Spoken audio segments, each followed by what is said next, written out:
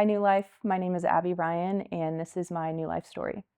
I was blessed to grow up in a Christian home. My sister and I were raised Catholic, actually.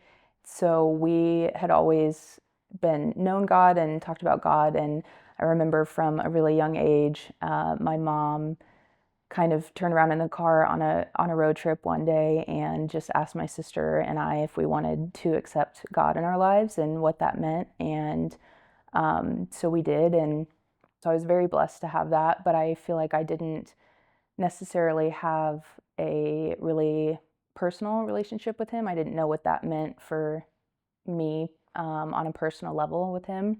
So growing up through high school, particularly in early college, I really struggled with depression and anxiety. And I would go to church with my family and things like that, but it wasn't really on a deep personal level.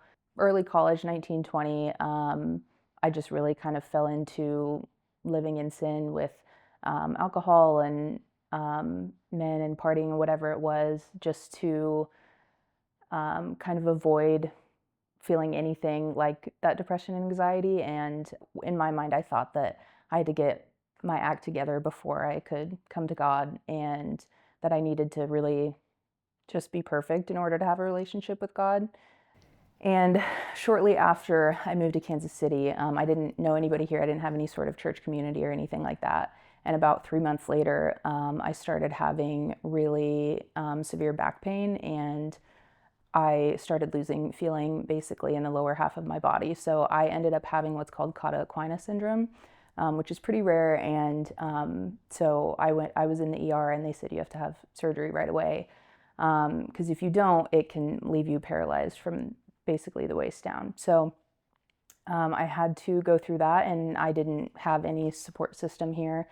And that was pretty kind of jarring and scary. And so I went through that, and 4 months later, I had to have another emergency back surgery after that. And through all of that, I just felt so like kind of angry with God, and just like I was grieving, like, why does this continue to happen? And why do I have to be in pain every day? It just was really hard to get through. And so following that year or year and a half after that last surgery, I still was in a lot of pain every day in my back and in my hip. And I was at least able to kind of start taking care of myself and getting stronger and working out and everything, which has been a huge blessing. But I still was just having that constant kind of daily pain.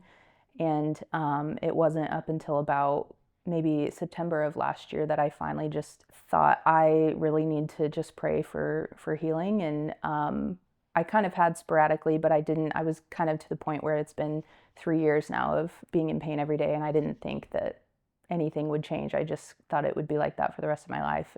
So I just kind of decided I need to believe that I will receive that healing, and really pray fervently about it. And so I just started that like multiple times a day, all the time, praying for that and really believing that it would happen. And about 7 days later, I woke up and the pain was not there, and it has not returned for 6 months. So after 3 years of daily pain, that to me feels like a miracle, almost, because it just was, I didn't change anything else other than praying for healing and believing that I would receive it. And so sometimes that just makes me want to shout it from the rooftops, like what God did for me, and physically and emotionally and spiritually. And so really since then, I have prioritized having a really strong personal relationship with him and getting to know him, because I want to, not because I feel like I have to, or that because of the guilt or the shame or whatever it is. I don't even feel like the same person as I was when I was in my early 20s and going through that pain and everything, and using anything else to cope other than him. And I remember specifically when I was maybe 20 years old, I had told my therapist at the time, I know that God is just waiting for me to get my stuff together and to get my depression under control or whatever it was. He's just waiting there and will be ready for me. And looking back on that, just, it could not be further from the truth. It just, now I can see that, like, not only was that not true, but he was actively pursuing a relationship with me too, and wanted to have that with me. And that is just so powerful to know that you don't have to have everything together before you come to God, and um, you don't have to feel like you have to be perfect. He wants you where you're at right now, and He wants your heart and a relationship with you. And there's nobody else that can love you like that, and that is life changing, really.